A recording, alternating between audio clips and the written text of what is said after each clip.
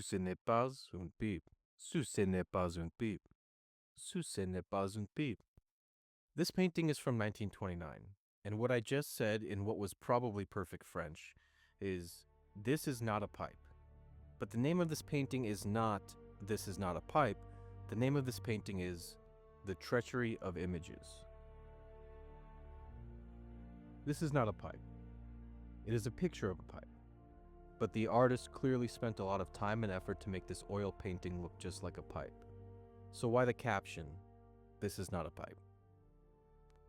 It'll make sense in a minute.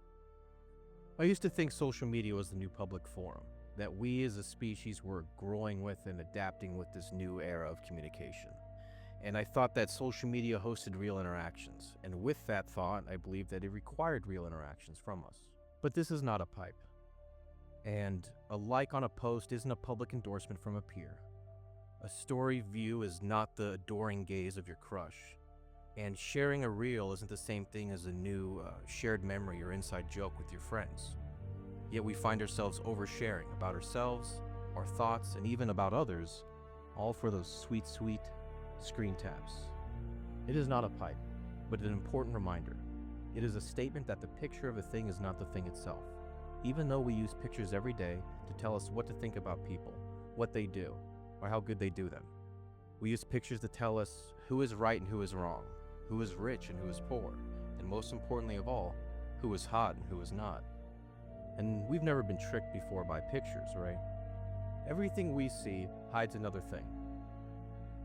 This message was as relevant in 1929 when this painting was painted as it is today. The French painter was shaped by a post-war Europe and was well aware of the effect that images have over the public. Images in media and propaganda helped convince almost all of Europe to go to war. Images fill our perception, and our perception is our reality.